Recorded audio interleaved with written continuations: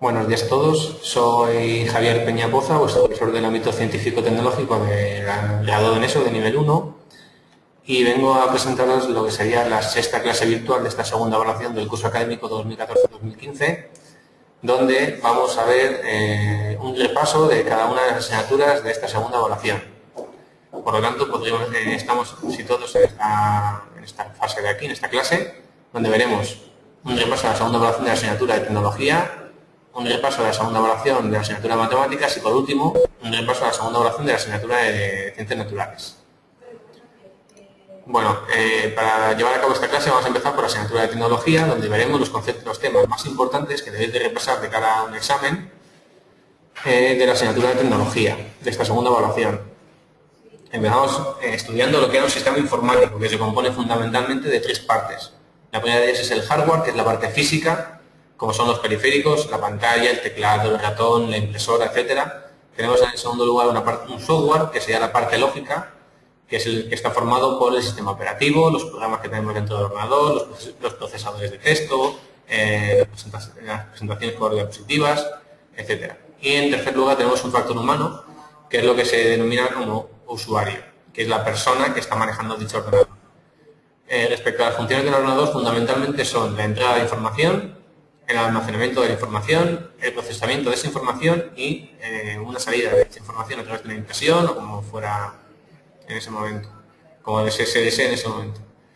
Si pasamos a estudiar un poco más a fondo cada una de las partes del ordenador, nos podemos en primer lugar centrar en lo que sería la unidad central o CPU, que es la torre con la fuente de alimentación y con determinados conectores. Esta unidad central o CPU es el corazón del ordenador, ya que posee una placa base, que es la pieza fundamental del ordenador a la que se conectan todos los demás componentes. También tiene otros elementos como puede ser el chipset, que es el conjunto de chips encargados de controlar determinadas funciones del ordenador. Tenemos la BIOS, que es el sistema básico de entrada-salida. Tenemos también los puertos de comunicaciones, que son el enlace entre el ordenador y el mundo exterior. Y también tenemos elementos integrados. Muchos elementos se encuentran integrados en la placa base en lugar de ir en forma de tarjetas de expansión. Luego, si nos centramos también en el software, pues podemos pasar a estudiar los procesadores de texto, que son aquellos programas que se usan para crear, editar e imprimir todo tipo de documentos, como por ejemplo cartas, artículos o informes. Estos textos pueden ser modificados y corregidos todas las veces necesarias, y entre los más conocidos se encuentran el Word el Works de Microsoft, el WordPerfect de Corel, el WordStar, el Amic Pro 3, el Writer, etc. Y luego, por otro lado, también tenemos los gestores de presentaciones, que son programas que permiten desarrollar diapositivas con animaciones, transiciones, inserción de sonidos para presentar una serie de datos o una información. Entre los más conocidos se encuentran el PowerPoint, que es el diseñado y desarrollado por Microsoft, el Presentations de Corel o el Impress de Sun. Respecto a los procesadores de texto, vamos a centrarnos en el Microsoft Word y vamos a estudiar un poco más a fondo. Recordad que estos procesadores de texto son programas de edición que permiten modificar, borrar contenido a medida que se va escribiendo, intercalar párrafos, cambiar el tipo de tamaño de letra, es decir, editarlo. También se puede imprimir y guardar el documento. Microsoft Word, recordad que es uno de los procesadores de texto más conocidos y utilizados y está integrado en el paquete de aplicaciones que incluye también otros programas, como por ejemplo un gestor de presentaciones o una hoja de cálculo, que veremos más adelante. Una vez iniciado el programa en Microsoft Word, aparece una pantalla en nuestro ordenador. En la parte superior de esta pantalla aparece la barra de título, donde se muestra el nombre del documento. También aparece una barra parpadeante en el centro de la pantalla, una barra parpadeante vertical que muestra el punto de inserción, es decir, el lugar donde se va a introducir cualquier carácter que nosotros usemos en el teclado. Y sirve para saber dónde se colocará la siguiente letra. Y desde la pestaña de opciones se pueden ejecutar todos los comandos de Word, y esta barra se puede también adaptar a los gustos del usuario. Si vemos un poco más a fondo los elementos que tenemos en este editor, en este programa en Microsoft Word, pues tenemos la barra de título, que es lo que hemos comentado anteriormente, una barra de estado, que está situada en la zona de abajo de la ventana y muestra la página del documento en la que nos encontramos, el idioma que estamos utilizando, el zoom que se está empleando. También tenemos una barra de desplazamiento, que es la barra que permite desplazarnos rápidamente por el documento arrastrando la línea flotante. También tenemos una barra de herramientas que contiene iconos para realizar rápidamente algunos comandos de los más utilizados, por ejemplo, pues el comando guardar, comando deshacer, con la corrección ortográfica, etcétera. Tenemos también otra sección que sería el formato de texto, donde se puede dar forma y aspecto al texto y elegir la forma en la que se va a presentar. Podemos también introducir ecuaciones y fórmulas. Para ello, pues tendremos que hacer clic en la pestaña Insertar, incluida en el grupo símbolos. También podemos configurar la página, donde podemos insertar márgenes, elegir la orientación de la página, si la queremos en vertical, horizontal, etcétera. También tenemos el encabezado y el pie de la página, donde podemos editar el texto a aparecer automáticamente al principio o al final de cada página. También tenemos una sección de tablas, imágenes y gráficos. De esta forma podemos incluir las tablas formadas por celdas o casillas, donde podremos incluir multitud de números, gráficos o texto. Y en este caso también podemos introducir imágenes y gráficos que pueden ser creados con Word o WordArt. Y en último lugar también tenemos una sección de impresión de documentos, donde podemos solicitar la impresión del documento en dos formas: mediante una impresión rápida, o pinchando en imprimir, donde podremos seleccionar las condiciones en las que queremos imprimir dicho documento, la calidad, etc. Si pasamos al estudio de los gestores de presentaciones, recordad que este tipo de programas son unas herramientas que permiten realizar presentaciones para comunicar una cierta información. Una vez iniciado el programa, al igual que en el procesador de textos en Microsoft Word, aparece una barra de título con el nombre del documento en la parte superior de la pantalla. Y también tenemos una banda de opciones en la parte superior de la pantalla, donde contiene todas las opciones del programa agrupadas en pestañas. Lo destacable de este tipo de programas es que tienen tres tipos de vistas. En primer lugar tenemos una vista normal, que es aquella que permite ver, diseñar y modificar una diapositiva. También podemos tener una vista clasificador de diapositivas, que es aquel que da una visión global de todo el trabajo. Y en tercer lugar podemos tener una vista presentación con diapositivas, en donde podremos reproducir la presentación junto con sus animaciones que ya hemos introducido, etc. Si pasamos al estudio de los materiales, pues fundamentalmente se pueden clasificar en tres grupos.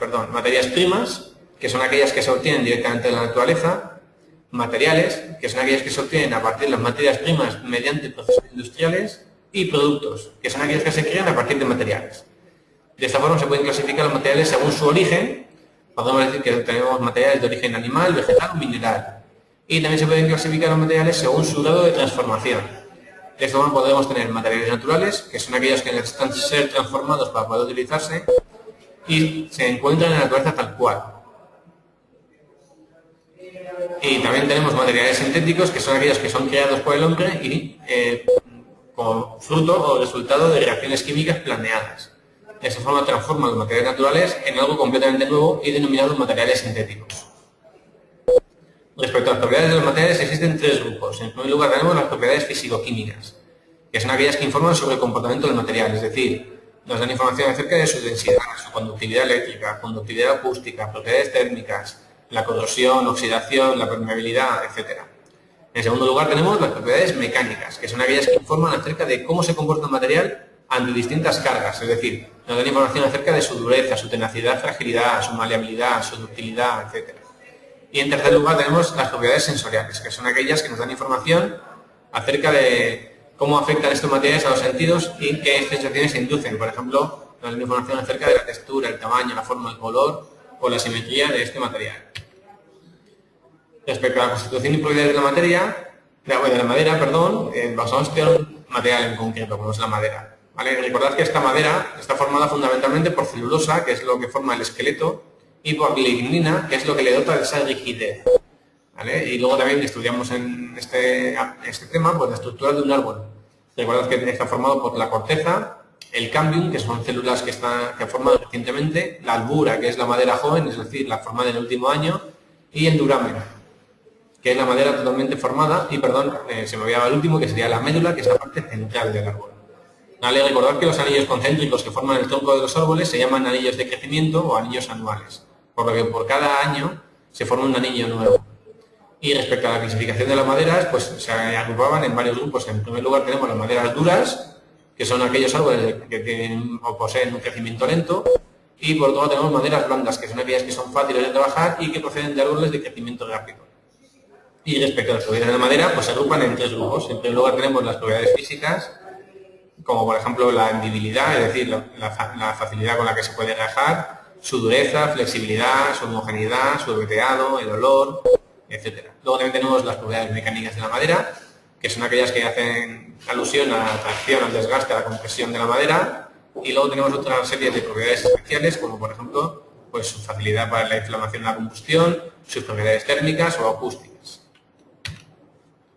Respecto a las propiedades de los materiales metálicos, es decir, empezamos a estudiar ahora los materiales metálicos, pues nos centramos el estudio en varias propiedades de los mismos, por ejemplo, en su brillo, su maleabilidad, ductilidad, tenacidad, fragilidad, etc. Y también en una serie de tratamientos de mejora, que son aquellos que se usan para potenciar sus propiedades sin alterar su composición química.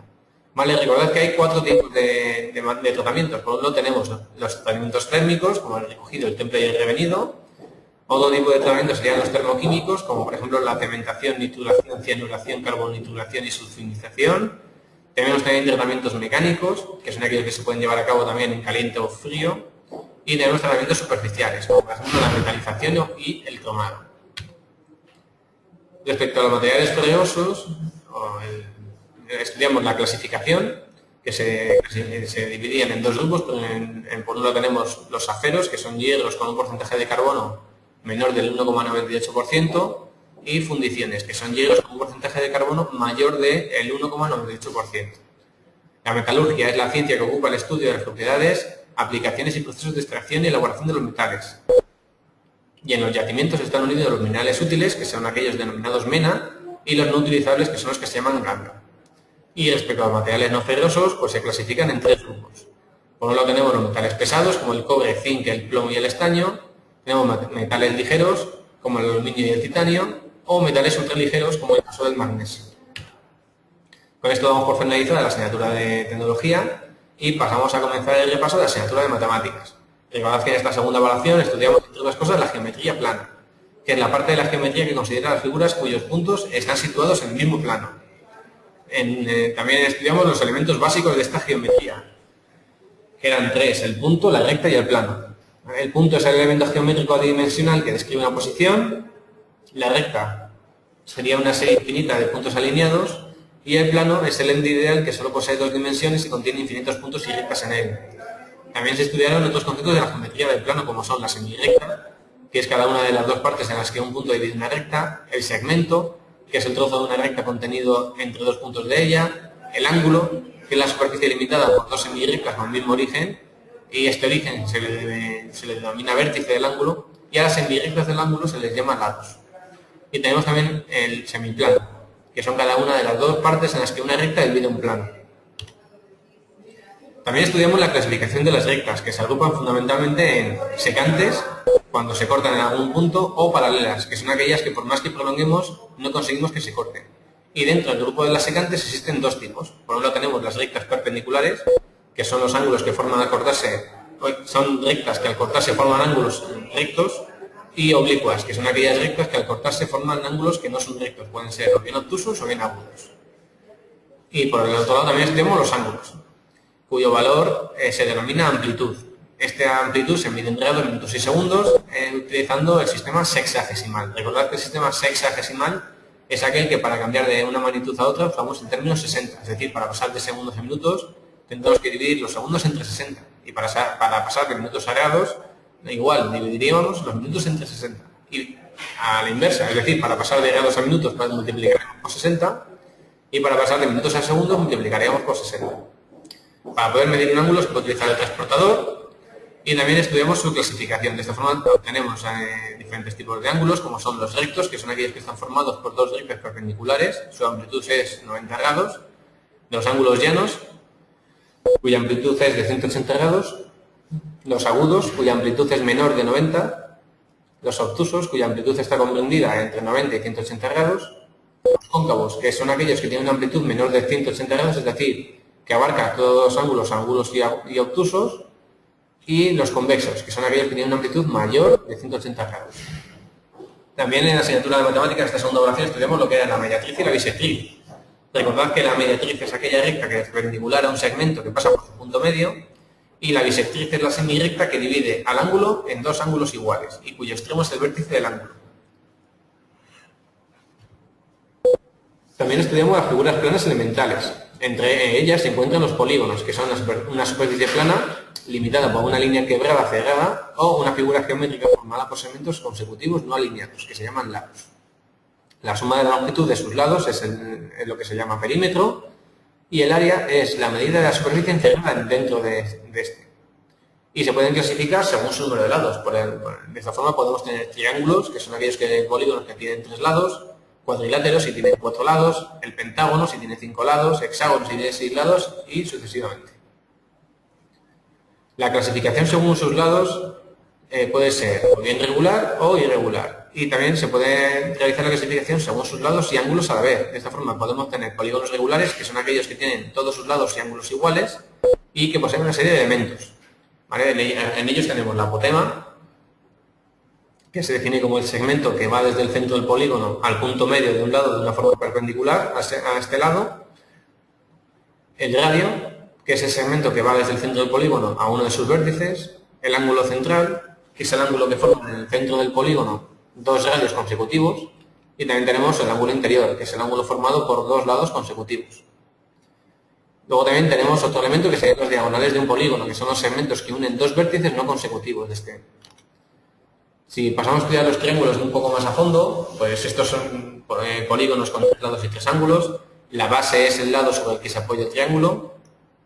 La altura es el elemento del triángulo que se define como el segmento trazado desde un vértice hasta su lado opuesto, siendo de esta forma la altura perpendicular a este lado. De esta forma un triángulo puede tener 3 alturas, pero suele denominarse como altura h, la que une a la base y el vértice opuesto a esta. Los triángulos se pueden clasificar según sus ángulos y según sus lados. Según sus ángulos podemos obtener triángulos rectángulos, que son aquellos que tienen un ángulo recto, acutángulos si son todos sus ángulos agudos, y obtusángulos si tienen un ángulo obtuso. Y también se puede llevar a cabo la clasificación, como os he dicho antes, según sus lados. De esta forma tendremos triángulos equiláteros, que son aquellos que tienen todos sus lados iguales, isósceles si tienen 2 lados iguales y uno desigual, y escalenos si tienen sus 3 lados desiguales. Y respecto a los triángulos rectángulos, llevamos a cabo el estudio del teorema de Pitágoras, que es bastante importante, ya que nos permite obtener tanto la hipotenusa como cualquiera de sus catetos, ya que es capaz de relacionarlos entre sí. De esta forma, el teorema de Pitágoras nos dice que si elevamos al cuadrado de la hipotenusa, esta será igual a la suma de los cuadrados de los catetos, es decir, a la suma de cada uno del resto de los lados del triángulo elevados al cuadrado. Si pasamos a estudiar los cuadriláteros, que son aquellos polígonos de 4 lados, pues tenemos que aprender a calcular tanto el perímetro como las áreas elementales de este tipo de polígonos. El perímetro, recordad que es la medida del contorno de una figura geométrica plana. De esta forma, si son irregulares, para poder conocer su perímetro, haremos conocer la longitud de todos sus lados. Pero si son regulares, con saber únicamente la medida de uno de sus lados, ya podríamos conocer su perímetro, ya que los lados son iguales y por lo tanto para calcular el perímetro pues lo que tenemos que hacer es sumar n veces esa longitud de ese lado, donde n sería el número de lados que tiene ese polígono. ¿Vale? Aquí pongo algunas de las fórmulas que debéis de conocer para poder calcular las áreas que ocupan un cuerpo. Por ejemplo, en el caso del triángulo, pues tendríamos que multiplicar la base por la altura y dividirlo por 2. Si tenemos un paralelogramo, como por ejemplo el caso del rectángulo, pues tenemos que multiplicar la base por la altura. Si la figura es un cuadrado, pues tendríamos que elevar el lado al cuadrado. Si es un rombo, pues tendríamos que multiplicar la diagonal mayor por la diagonal menor y lo que obtengamos dividirlo por 2. En el caso del trapecio, tendríamos que sumar la base mayor más la base menor, multiplicarlo por la altura y dividirlo por 2. Y si es un polígono regular, pues multiplicaríamos la apotema por el lado, por el número de lados y dividiríamos por 2. Esto sería para poder calcular la superficie. Es decir, que las unidades que obtendríamos finalmente serían pues o centímetros o metros elevados al cuadrado, dependiendo de las unidades que estén en el enunciado respecto al lado, etc. También estudiamos en esta asignatura las circunferencias, que son el conjunto de puntos del plano que se encuentran a una misma distancia del centro, y esta distancia es la que se llama radio. La distancia, por tanto, entre dos puntos opuestos a la circunferencia será 2 veces el radio, y a este elemento se le denomina diámetro. También tenemos otros elementos en la circunferencia y el círculo, como son la cuerda, el arco y el ángulo central, que puede haber distintos tipos, o el sector circular.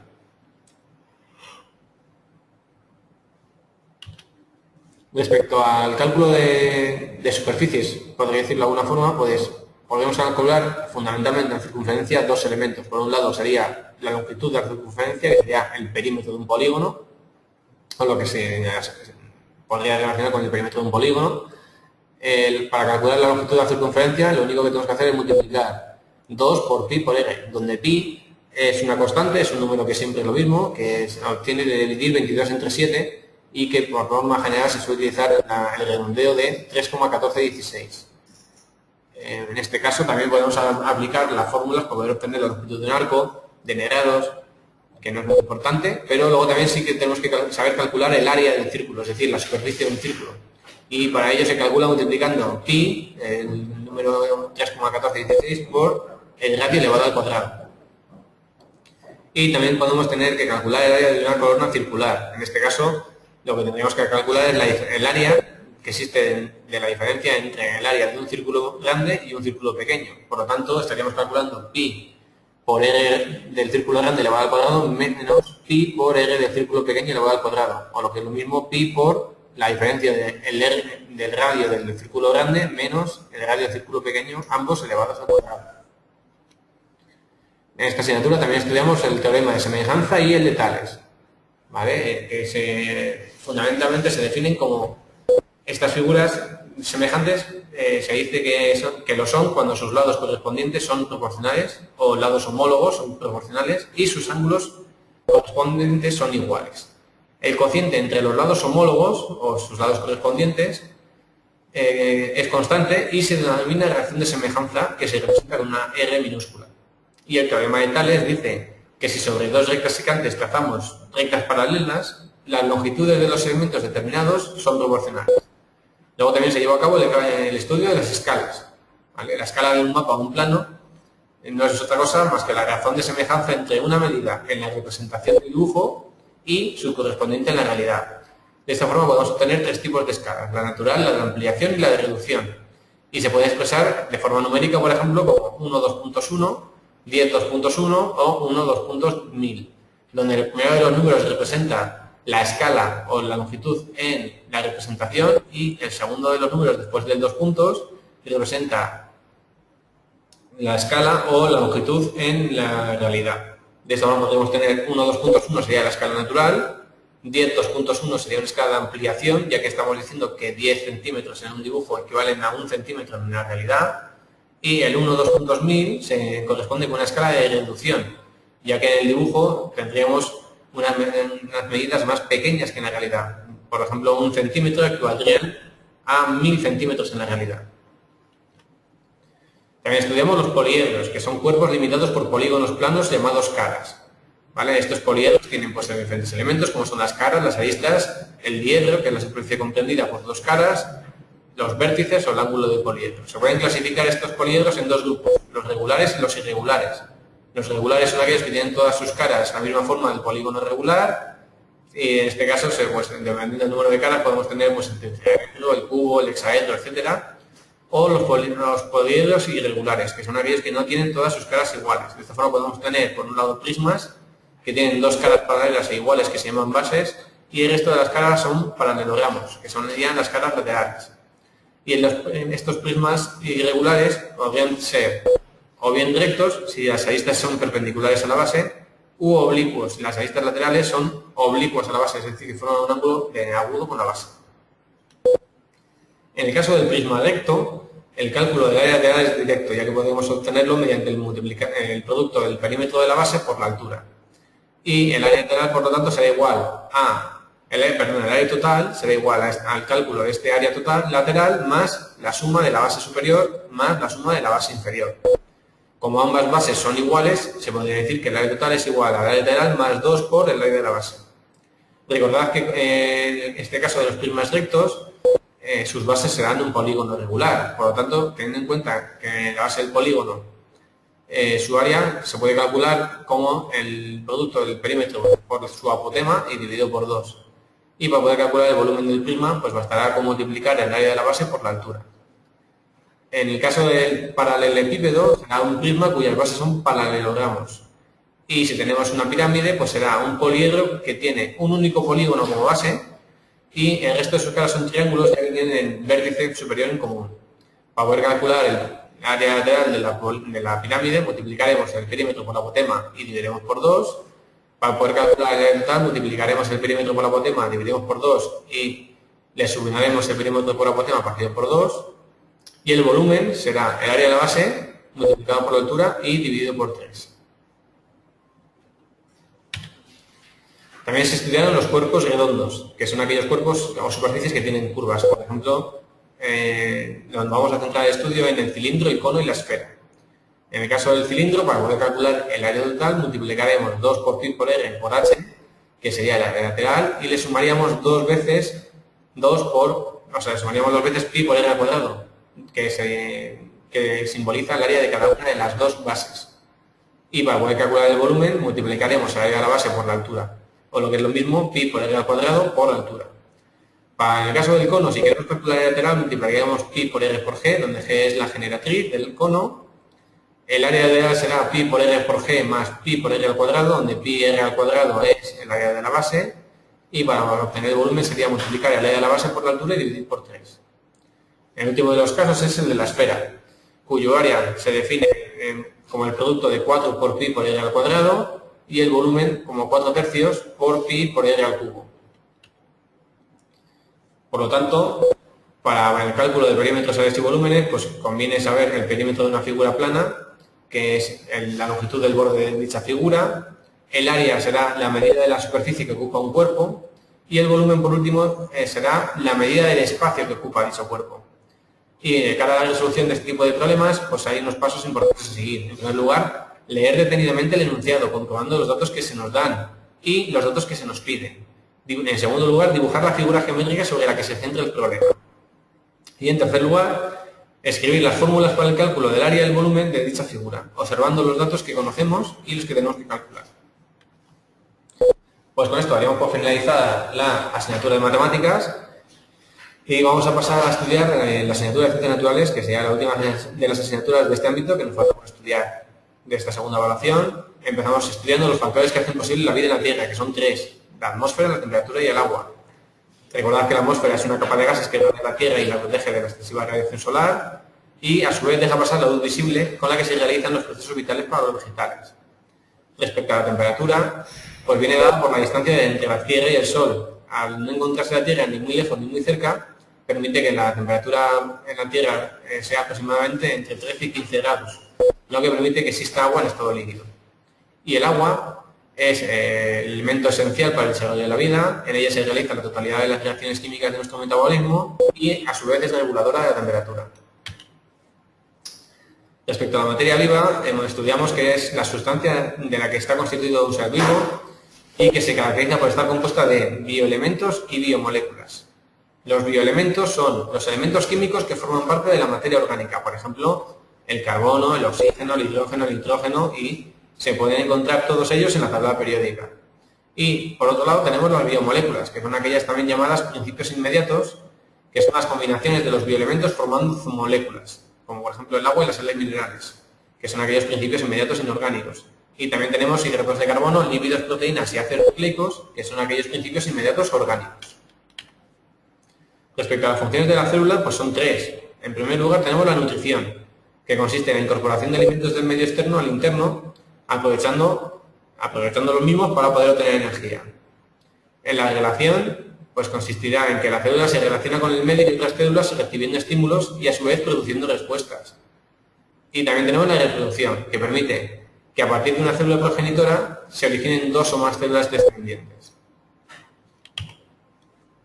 Y para los seres vivos exactamente igual. Pues tendremos 3 tipos de funciones. En primer lugar tenemos la nutrición, en segundo lugar la relación y en tercer lugar la reproducción. En el caso de la nutrición puede ser de 2 tipos, autótrofa o heterótrofa. La autótrofa la producen ellos mismos a partir de sustancias inorgánicas a través de la fotosíntesis y es la que tiene lugar fundamentalmente en las metacetas, es decir, en el reino vegetal. Tenemos también la heterótrofa, que es aquella que tiene lugar en los organismos que se alimentan de la materia orgánica producida por otros organismos. Luego también tenemos la relación, que consiste en percibir variaciones internas o en el medio y realizar una respuesta ante ellas. Y por último tenemos la reproducción, que es aquel cuya finalidad es perpetuar la especie. Y existen varios tipos. Tenemos una reproducción sexual, una reproducción asexual y otra que sería la alternante.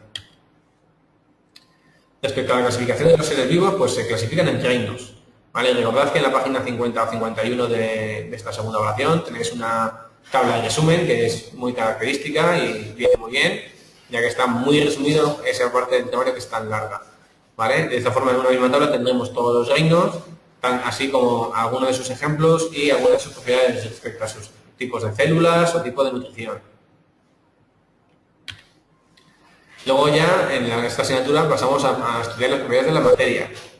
Pues la materia tiene fundamentalmente 5 propiedades. En primer lugar, tiene volumen, que es la porción de espacio que ocupa dicha materia. Y el sistema internacional se mide en metros cúbicos. También tiene masa, que es la magnitud que cuantifica la cantidad de materia que hay en un volumen determinado. Y en el sistema internacional se expresa en kilos. La densidad es la relación que existe entre la masa y el volumen. Y en este caso, en el sistema internacional se expresará como kilogramos dividido por metro cúbico. También presenta inercia, que es la propiedad de la materia que resiste al cambio de movimiento y es causa de la gravedad, es decir, que sufre una atracción entre objetos materiales aunque no estén separados por grandes distancias. Luego también llevamos a cabo el estudio de la energía, que es la propiedad de todo cuerpo o sistema material que se relaciona con los cambios o procesos de transformación en la naturaleza. Por lo tanto, sin la energía, ningún proceso físico, químico o biológico sería posible. Existen 2 tipos de variaciones de energía. En primer lugar, como transformación de una forma de energía en otra, dentro de un mismo sistema material, y en segundo lugar, como transferencia de energía de un sistema material a otro. Y también tenéis que saber que en todas las transformaciones energéticas se cumple el principio de la conservación de la energía, que dice que la energía ni se crea ni se destruye, solo se transforma de unas formas en otras. Por otro lado, la experiencia demuestra que conforme la energía va siendo utilizada para promover cambios de la materia, va perdiendo capacidad para ser empleada nuevamente. O lo que es lo mismo, que se va degradando. Por ejemplo, la formación de calor sería una forma de degradación de la energía. También llevamos a cabo el estudio de diferentes tipos y fuentes de energía, como por ejemplo la energía cinética, la potencial, la eléctrica, la electromagnética, la hidroeléctrica, la química, térmica, nuclear, solar, aquella que está derivada del mar, o de la biomasa, o la energía geotérmica. Y convendría que supierais un poco ser capaces de definir cada una de ellas. Respecto a las fuentes de energía, pues existen 2 grandes grupos. Por un lado tendríamos las energías renovables, que son fuentes de energía que proceden de recursos naturales inagotables. Y en este caso la naturaleza se encarga de producirlos a través de procesos tales como el ciclo hidrológico, el viento, etc. Y por otro lado tenemos las energías no renovables, que son aquellas energías que proceden de recursos que existen en la naturaleza de forma limitada y que pueden llegar a agotarse con el tiempo. Por ejemplo, pues estamos hablando de la energía nuclear, combustibles fósiles, etc. También llevamos a cabo el estudio de la medición de la temperatura y el calor. Para poder medir la temperatura se usa un termómetro que se fabrican aprovechando el fenómeno de la hidratación. De esta forma también tenemos escalas termométricas, que sería la escala Celsius o centígrado, la escala Kelvin o la escala Fahrenheit. Y para el estudio del calor o para el cálculo del calor, al tratarse de una energía se mide en julios y aunque no es muy frecuente, también se puede usar la caloría, donde una caloría equivale a 4,18 julios. Para poder calcular el calor se utiliza la fórmula Q igual a C por M por TF menos TI, donde C es el calor específico, que se define como la facilidad o dificultad de las sustancias para absorber o desprender calor, y se define como la cantidad de calor necesaria para elevar 1 grado Kelvin la temperatura de 1 kilogramo de masa de dicha sustancia. La M sería la masa del cuerpo expresada en kilogramos, y la TF y la TI serían las temperaturas tanto final como inicial. También vimos los efectos del calor, que fundamentalmente se expresan de 2 formas, como cambios de estado o como dilatación. Y también vimos la transmisión del calor, que existen 3 formas de propagar el mismo, a través de la conducción térmica, la convección térmica o la radiación térmica. También llevamos a cabo el estudio de la luz, que es la ciencia que estudia los fenómenos relacionados con la luz y se denomina óptica. Por lo tanto, estudiamos la óptica geométrica, que es aquella que estudia los fenómenos de reflexión y refracción, y la óptica física, que es la que estudia los fenómenos propios de la luz. La clasificación de los cuerpos en función de sus propiedades respecto a la luz, pues se clasifican en transparentes, opacos y translúcidos.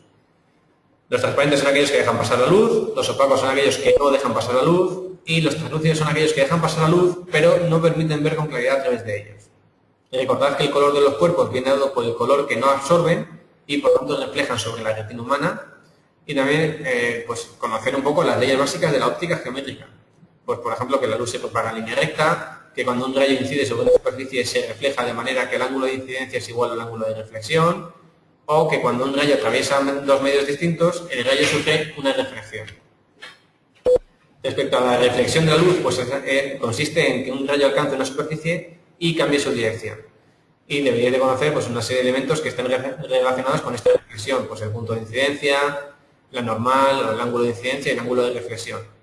Y también pues, saber un poquito de la refracción de la luz, que es el cambio de dirección que se produce cuando un rayo de luz pasa de un medio transparente a otro medio transparente distinto.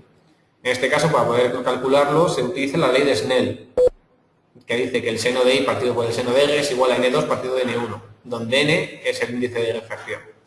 De esta forma se calcula dividiendo la velocidad de la luz en el vacío y su velocidad en el medio, y por lo tanto es característica de cada uno de los materiales. También llevamos a cabo el estudio de los fenómenos ondulatorios, y donde pudimos ver distintos tipos de ondas, como las transversales, las longitudinales, etc.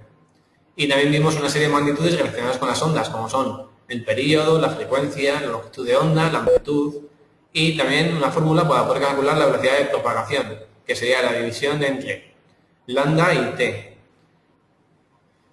donde t es el período y lambda es la longitud de onda. También vimos la energía interna del planeta, que es aquella denominada como geotérmica. Y si medimos la temperatura a una cierta profundidad, podemos observar que va aumentando según aumenta la profundidad. Eso es lo que se llama gradiente geotérmico, que indica que la temperatura aumenta 1 grado centígrado por cada 33 metros que aumentamos la profundidad. Esta energía alcanza la superficie de la Tierra mediante los siguientes mecanismos. En el primer lugar, mediante una conductividad térmica, que sería la transmisión de calor de roca a roca desde el interior de la Tierra a la superficie, y mediante corrientes de convección, que son movimientos que describen los fluidos. De esta forma, al calentarse se dilatan y ascienden, y cuando llegan a la corteza se enfrían, por lo que se contraen y descienden nuevamente. También estudiamos, por lo tanto, la geodinámica interna, que son los fenómenos geológicos que permiten la construcción de relieve. El comportamiento de los materiales también ante los esfuerzos, por ejemplo, un material elástico es aquel que se deforma y tras el estrés puede volver a recuperar la forma. El material plástico es aquel que se deforma, pero luego, una vez que se deja de ejercer esa fuerza sobre él, no recupera la forma inicial. El rígido es aquel que no se deforma. Y el frágil sería aquel que se rompe. Y también vimos pues, las deformaciones de los estratos. Para ello estudiamos pues, los pliegues, las fracturas y las fallas, y cada uno de sus elementos. Pues en el caso de los pliegues tenemos la charnela, el plano axial, los flancos lados del pliegue, el eje, el buzamiento e inclinación. Y en el caso de las fallas, pues tenemos los labios, el plano de falla, el salto de falla, la dirección o rumbo, el buzamiento e inclinación. Y también estudiamos el vulcanismo, que es la manifestación superficial de los procesos magmáticos. En este caso los volcanes serían grietas en la superficie terrestre por la que salen los materiales incandescentes del interior de la Tierra. También estudiamos las partes del volcán, como son el cono volcánico, el foco volcánico, la chimenea o el cráter. Y los productos del volcán pueden representar diferentes estados. Por ejemplo, tenemos el estado sólido, fragmentos de lava que se enfrían antes de llegar a la superficie. En estado líquido sería la lava o el magma sin gases que se desplaza por el cono formado. Y en estado gaseoso consistirían los gases que pueden ser inflamables o no inflamables. Y por último, pues tenemos distintos tipos de volcanes, como son el hawaiano, el stromboliano, el vulcaniano y el perliano. Y por último también vimos los movimientos sísmicos, que serían las manifestaciones de la energía interna de la Tierra. Consisten en vibraciones del terreno que se producen cuando grandes masas de rocas se rompen o mueven unas respecto a otras. También vimos las partes, como son el foco sísmico o el hipocentro, el epicentro. También vimos la forma de medirlos. Para ello se utiliza para medir su magnitud se utiliza la escala de Mercalli, que consta de 12 grados. Pero también dos seísmos de la misma magnitud pueden tener efectos muy diferentes dependiendo de dónde se sitúe el epicentro. Por lo tanto, la intensidad también se puede medir con la escala Richter, que consta de 10 grados. Y todo ello está relacionado con la tectónica de placas, que se define como una deriva continental y cuyo fenómeno está compuesto por acciones de subducción, es decir, la introducción de una placa bajo otra, y el escape de materia del manto, como puede ser en las dorsales oceánicas, y que provoca que los continentes se muevan unos respecto a otros. También vimos la teoría de la deriva continental, que la presentó Alfred Wegener a comienzos del siglo XX, donde indicaba que los continentes actuales estuvieron unidos hace unos 225 millones de años, formando un único continente llamado Pangea. Y pues que la Tierra está compuesta por grandes placas, como son la africana, la antártica, la euroasiática, la indoaustraliana, la norteamericana y la sudamericano-pacífica. Y toda esta tectónica de placas está relacionada con el relieve, que es el que da lugar a la formación de cordilleras que se originan en lugares de subducción y que puede explicar las fracturas, los plegamientos y que las cumbres estén formadas por rocas originadas en una cuenca sedimentaria marina. En las zonas continentales pues, se pueden distinguir zonas montañosas, de las mesetas y de las depresiones. Y en las zonas oceánicas, pues fundamentalmente dos partes, una zona que sería la corteza continental y la otra sería la corteza oceánica. Bueno, pues con esto daría por finalizada esta sexta clase virtual de la segunda evaluación, en la que hemos podido ver cada una de las partes más importantes de esta evaluación y los conceptos más importantes a estudiar de cara a un posible examen. Espero que os haya servido de ayuda y recordad que si tenéis cualquier duda pues podéis acudir a mí para poderla resolver e intentar explicaroslo de otra forma más sencilla. Bueno, pues recibid un cordial saludo y mucho ánimo en el estudio. Hasta luego.